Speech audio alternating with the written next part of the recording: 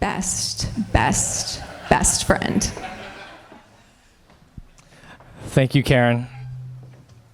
She had to say that because there's a lot of Dom's best friends here, this whole table, and I think this crowd kind of speaks for itself, how many people really love Dom, and I was one of them. Yeah, this is every bit as hard as I thought it would be. My name is Monty, for those that don't know me.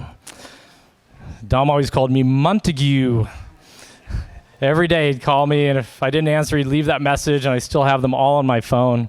I saved every one of them, because even at the time, I knew how special Dom was, and I called him Dominic. And if you want to meet Montague and Dominic, the donkeys down in the pen are named after us, so they're still there. I had the honor of being the officiant at Dom's and Chelsea's wedding. And I also had the honor of having Dom marry me and my lovely wife, Jennifer. We did an outside wedding up in Wyoming in the mountains in a beautiful field. And right in the middle of it, just out in the flowers, and suddenly, whack, Dom slaps me across the face. So, sorry, mate, there was a mosquito on you. And again and again. So I'm probably the only groom that got slapped about 15 times by the officiant during a wedding. So thanks, Dom. Dom was really a very, very central part of our lives. And he proved that in a number of ways. One of the ways he proved it was when he broke into my house while I was gone and hung a portrait of himself on my living room wall.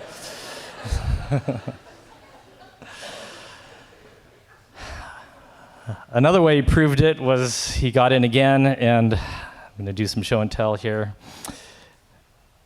Spread a couple hundred of these little tiny plastic penises all over my house. I found this one last week.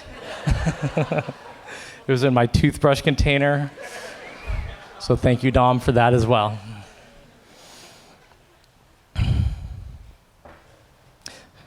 Jennifer always called Dom her brother. I called him the brother I never wanted, but she...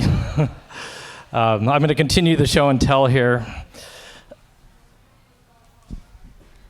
On my birthday, Dom said he got me something really special.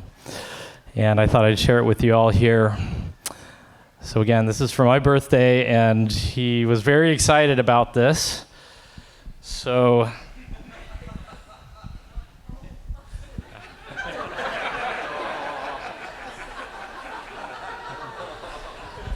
if you can't see it in the back, it's all pictures of Dom and my wife.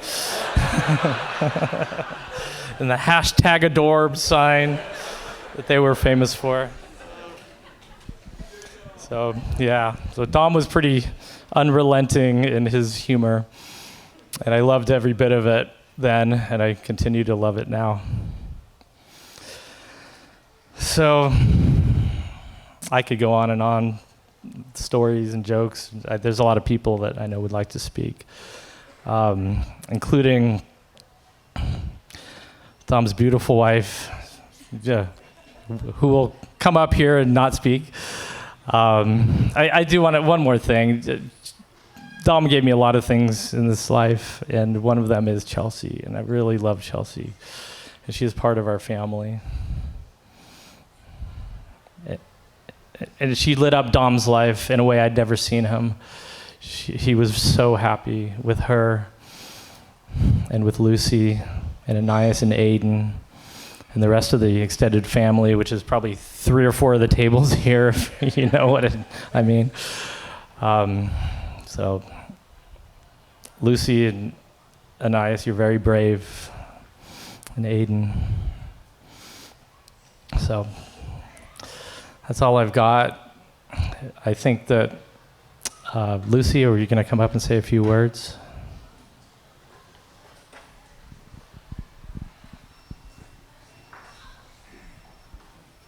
Do you need my security blanket? Yeah.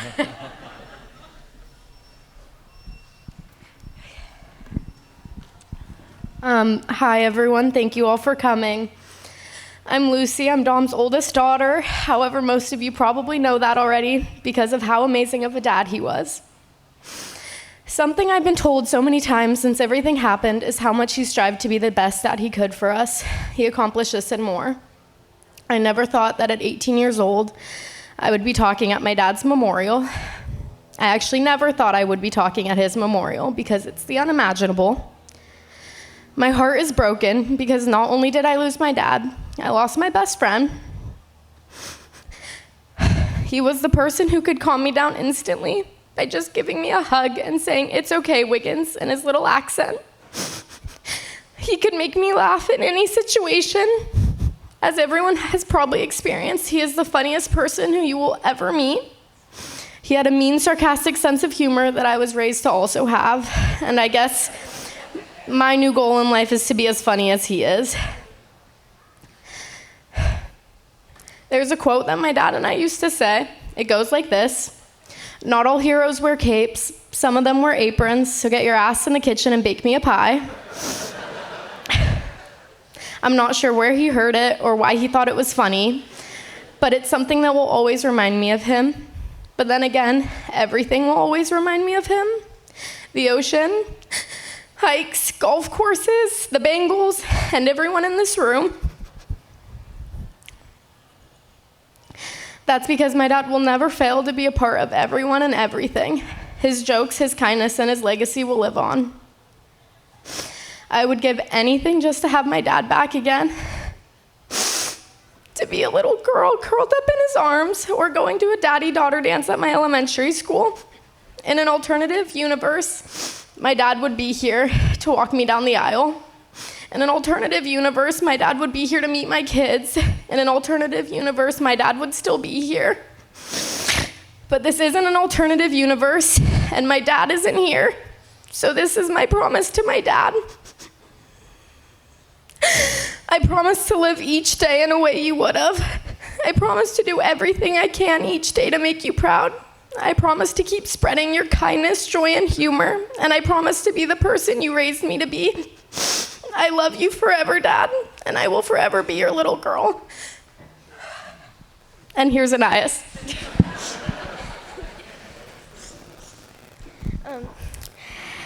Hi, everyone. Thank you for coming. Many of you probably already know this, but I am Dom's youngest daughter. I don't really know how to start this because talking about my dad in past tense still feels wrong. I don't know if it'll ever feel right. I still catch myself thinking he's just in the other room or about to walk through the door. Sometimes I talk about him like he's still here because in my heart he still is. There's so many memories of us that replay in my head over and over, and sometimes those memories keep me from going back to the places we made them because the pain of knowing he won't be there again is just too much. It's the little things we used to do together that makes this feel so unreal. I never could have imagined something like this happening. I still can't believe it. It's been 49 days since I last saw my dad, and in those 49 days, life has kept moving, but mine feels frozen in place. Right after he passed, I kept thinking about all the small everyday things I need him for, like helping me reach something on the top shelf or scooping my ice cream. But now I can't stop thinking about the big things, the moments in my life that are supposed to be milestones. I pictured him at all the big moments, cheering me on at graduation, standing beside me on my wedding day, holding my kids and being the granddad they'd adore. I didn't just want him there. I thought he always would be. It's hard to imagine those moments without him. I still need him. I always will. If he were here, if he could hear me right now, I know he'd find a way to make me smile through the tears. He'd probably crack a joke or remind me to keep being strong, because that's the kind of dad he always was. Always loving, always supportive, always there when I needed him. One of my favorite things he used to do was send me pictures of the dad jokes our neighbor put out in their yard. Every time he walked the dog, he'd stop, snap a photo and send it to me, no matter how busy the day was. The last one he sent to me said, "I'm reading a book about anti-gravity. I just can't put it down." That's the kind of humor he had. Silly, light, comforting. And even now, it still makes me smile. And even though he's not here the way I want him to be, I know that somehow, some way he still is. And every memory and every piece of advice he gave me and the love he left behind, I carry him with me and I always will. I love you, Dad, and I'll keep looking for your signs, even if it's just a dad joke on a sidewalk. And that's it. I forgot who's going after me, so just come up. Okay. Thank you. Thanks, Anais. That was beautiful.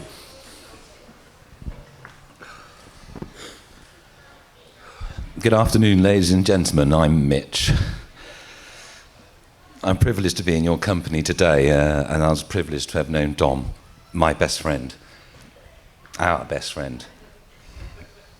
Even though more often than not we were about 5,000 miles away from each other, he was always there for me, and we were always there for each other. He used to make me cry with laughter, as I'm sure you did with him too. He'd remember every time you misspoke or fell over or did something stupid, and he'd retell the stories and memories you made together with hilarity and the odd brilliant embellishment. He taught me how to laugh at myself. He brought out the best of me. He was trustworthy. I confided in him at my lowest moments, and it always helped speaking to Dom because he often knew how to turn a negative into a positive. He always had a good answer and a level-headed one too.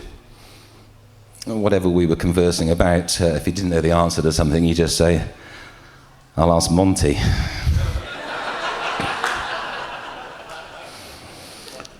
Monty was Dom's oracle. Google, kids. Dom didn't take himself too seriously, but he also didn't take any crap off anybody. I know we would have all shed tears in recent weeks, and Dom wasn't averse to showing his true feelings too. And often when I'd come over to visit, we would say goodbye to each other at some airport or other, and we would often both cry. Happily, most of the tears we shed were through laughter, though. Only 18 months ago or so, we celebrated Dom and Chelsea's wedding. A fabulous day filled with laughter and love. And to me, that was Dom's mantra. Every day should be filled with laughter and love. Often when we were together in a restaurant, walking down the street, playing golf or whatever, he'd say, "You know, Mitch, I really love Chelsea." He did so very, very much. And he wasn't afraid to show it and tell the world. He's left a huge hole in our lives because he touched so many. Generous to a fault, he liked to see people succeed, and he liked to help people succeed. Unless you were playing golf against him. He was someone who made others feel good about themselves just by being with them. Some of the happiest times of my life were spent with Dom.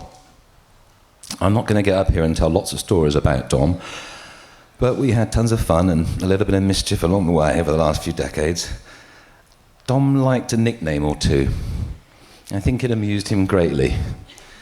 There was Bryan, who was Homie, or Homing Mary, or Homing Stein, or Homing Pigeon, or something. Obviously, Monte for Monty, Chin for Danny, Ganges for James, Mijuli, and Gweggy for Greg. Where is Gweggy? Over there? Stand up. Oh, you are. Okay.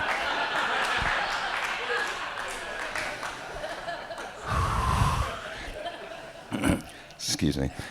After I became bespectacled in my mid-40s, he named me Professor Yaffle, after a wooden bird from a kid's TV show back home in the 70s. Later, I became Vegas Mitch. I called him Wednesday Legs, as in, when's they gonna break? He also liked to quote from movies, usually Borat. Cheers. A thoroughly decent and honest chap. I only had to lie for him occasionally. Let's just say, back in the day, he wasn't a very good vegetarian. He used to explain to me that he was allowed cheat days when I was around, but that I couldn't tell anyone. Bacon and fillet steak being his downfall. Like all of you, I've been thinking a lot about all the wonderful memories we shared, and I thought about the conversations we had together. Then they seem to have split about 50-50. I reckon about half of the conversations were about the children and family back home in Chelsea, usually about how much you love them. We talked about the stock market and property investments, where we were going to eat tonight, his new footwear, the form of our beloved Bristol City Football Club. The other 50% was just us literally taking the mickey out of each other. The ribbing started as you woke up and it finished as you went to sleep.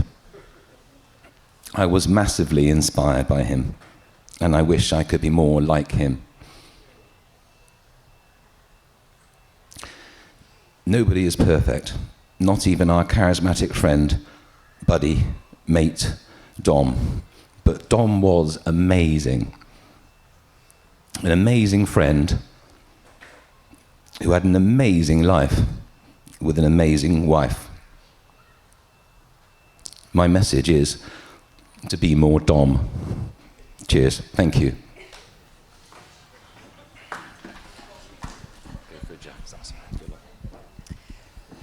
Good afternoon, everybody. My name's Jadd, and here to speak a little bit about the biggest sandbagger I've ever met in my entire life.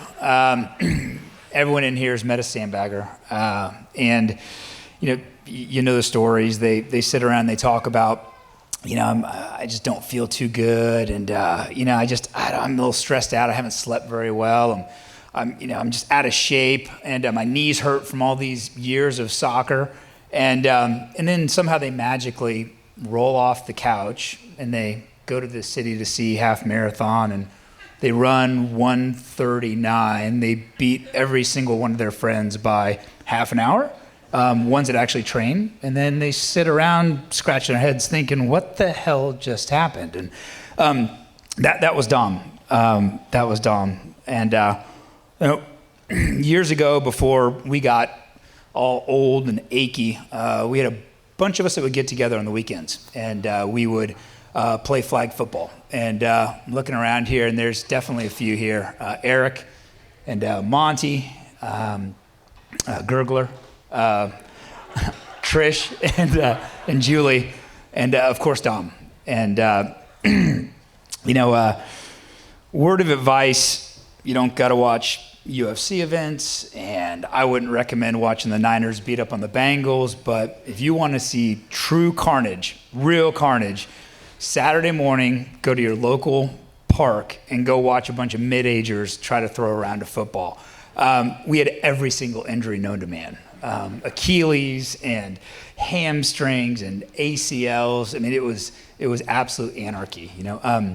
We'd get to the park early and catch up, see how everyone's doing, and inevitably we get the conversation around to Dom, and he'd say, "Oh, mate, man, I'm tired, and I'm out of shape, and I haven't got a lot of sleep, and my knees hurt. Man, I fell for it every time." And we get the game together, and I'd usually be on defense against Dom, and I'm almost 10 years younger. Like, my knees feel great, and you get some sleep. I'm going to take this guy to town. And game starts. Dom catches the pass, usually from Julie, and I go for his flag. And Dom and his bum knees cut like freaking Barry Sanders. And I drop to the ground. He takes it to the house, scores a touchdown. This is all game, I'm sitting there on the ground, scratching my head, thinking, what the hell just happened, Hour later, I'm apologizing to the team. He's putting up stats like Al Bundy, and the worst part about it was I'd be limping off the field, and Dom would, start complaining about how out of shape he was and how his knees hurt, That same group of degenerates, we'd get together a couple times a year, and we would have a poker tournament called the Big Ditch. And it was low stakes, and everyone was willing to play, and we liked the newbies. And, winner would get a few $100 and name on a trophy, but the real prize was 6 months of bragging rights, and I would get there early and make my rounds, see how everyone's doing, and obviously get to Dom. And first thing he says is, "Oh, mate, man, I'm tired, and I'm stressed out, and I don't know, man. I haven't played poker at all since the last Big Ditch, and it's gonna probably be an early night tonight, and you probably know this is going. I've played a little bit of poker in my day, and I've seen a lot of players, and everyone, as the night gets later, the drinks start flowing, you just don't play as well. You make some mistakes, and like clockwork, we'd get to the final table, and we'd be tired. The Jack and Cokes would be flowing like water, and we'd start playing bad. Except for one guy, Dom would turn into Doyle freaking Brunson. And if anyone's ever got a chance to play with him later at night, one night we were playing heads up, so the winner would win the whole tournament. And I had all these chips, and I thought I was just going to run through them. And he beat me like I owed him money. It was so bad afterwards. People were telling me how sorry they felt for me, and I'm sitting at home the next day and, scratching my head thinking what the hell happened. And I get a text from Dom, and he says, "Oh, mate, I'm so sorry. I don't know what happened. Really just must have been a freak accident." And all I'm thinking is, me freaking sandbagger, And, for all the times he beat me up on the football field and the times he, took my money, on the poker tables, the one thing he didn't sandbag was his relationships. And whenever I got a chance to spend some time with Dom, and no matter how many people were around or how loud it was, he always made me feel like I was the only person in the room. And I knew he did that for you as well. So I don't miss getting my ass kicked on the football field. I don't miss losing all my money to him at the Big Ditch. But I'm gonna miss those memories. So if you got glasses, raise them up. I know you'd want to toast. And cheers to Dom. Cheers, Dom. I'm gonna miss you, mate.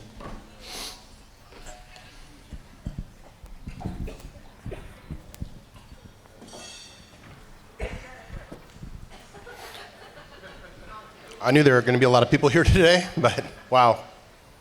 My name is Aaron. Lucky enough to know Dom for the better part of 16 years. He really was somebody you wanted to be friends with the minute you met him. Miss him like hell. Thought about what I was going to say today quite a bit. Here's a few stories I could tell. A busted eyebrow in Amsterdam. An obscene t-shirt on my birthday that I had to wear to dinner in Mexico. You can leave the photo in your phone, thank you. But ultimately I kept circling back to the absolute last conversation I had with Dom, which was in February. It was a text message chain. I messaged him to tell him he had missed his very short 10-year window to visit me in Texas for some Texas barbecue. In true Dom fashion, he messaged me back, "WTF, I was just looking at flights." They were to England. But he was looking at flights, he said. Dom's true love language was giving people shit, I think. But it's kind of what I loved about him. Shortly after, in that text message thread, he asked me why I was moving to Seattle. I told him it was to help with my parents who were aging. And he simply replied back that I was a good son.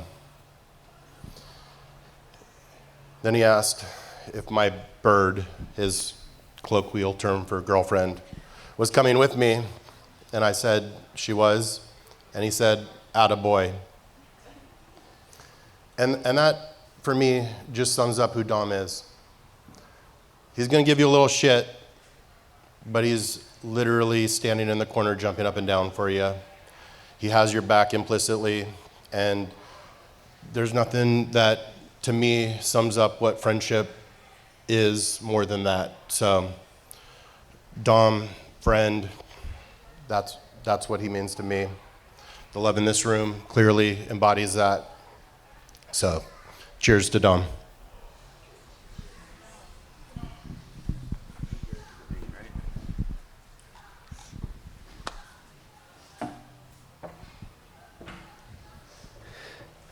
Hi, I'm Gary. I'm actually really good friends with most of you here because of Dom. And I'm really grateful for that. So I'm saying my thing to Dom, if it's okay. Dom, you were superhuman, and you were a superhero. Everything you did at 150%. Yet somehow you made it all seem effortless. You loved, supported, listened, cared for, laughed, cried, observed, contemplated, joked, ran, skied, scubaed, rode, drove, surfed, golfed, traveled, presented, befriended, ate, imbibed, and pranked. Sometimes all in one day, and always at a level that was impossible for an ordinary human. Your devotion to your family was endless and inspirational. And we had that in common. You never missed an opportunity to tell me how much you loved your brother or your father. You absolutely gloated over your kids. You always told me how proud you were of Lucy, and how the twins filled you with joy, and how Chelsea's daughters completed your family. You were a superhero to all your family, and a father, brother, son that couldn't be matched. Dom, you were the best of best friends, as everybody here will attest to. And to so many of us, it's staggering and awesome. And you were a friend to me in every single way a friend could be. Totally and unequivocally, 150%. Your wicked sense of humor was relentless. Your love and support was endless. And I'm very lucky because I get to cherish a special bond with Dom and Monte and Jen and Chelsea and Drew and I. And I will always cherish those moments. Chelsea, thank you. Everybody thanks you. You made Dom the happiest person in the world. Dom often would ask me, say, what did I do to deserve Chelsea? Oh, this is the light moment. I told him I don't know what you did to deserve her, but she obviously needs glasses.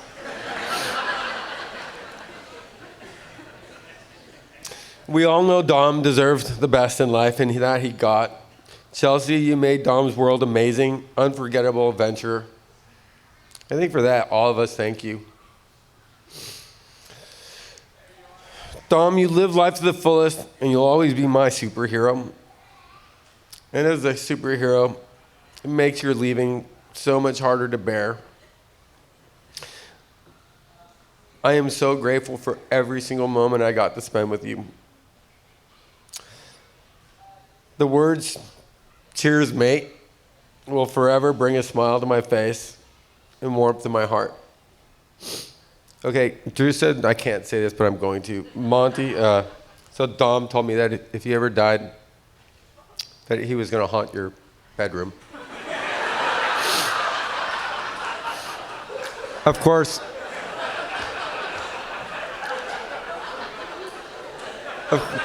I told him that was redundant and that he probably might find the living room more suitable. The point here is party at Monty's house tonight.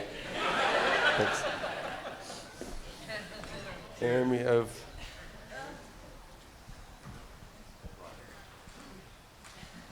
think there was one more.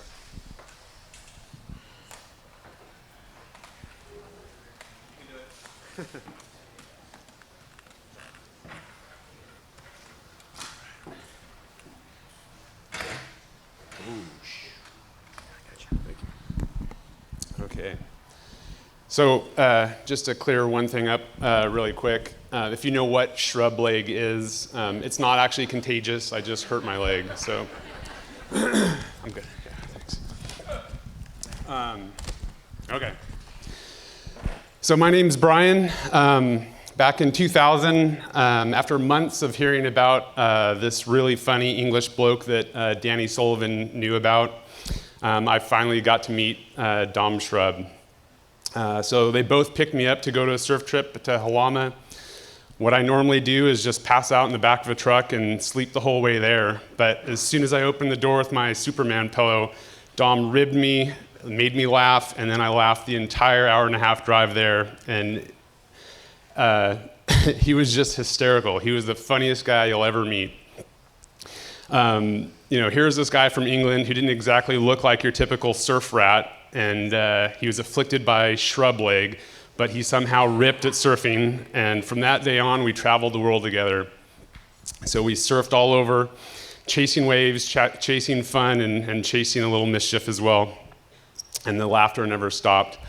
Dom was my best friend, and now I say that, right, and you've heard that many, many times. And you're probably thinking, what's going on here? And Dom had that effect on everybody. But lately, I've been kind of reflecting on how Dom was able to connect so deeply with so many people. So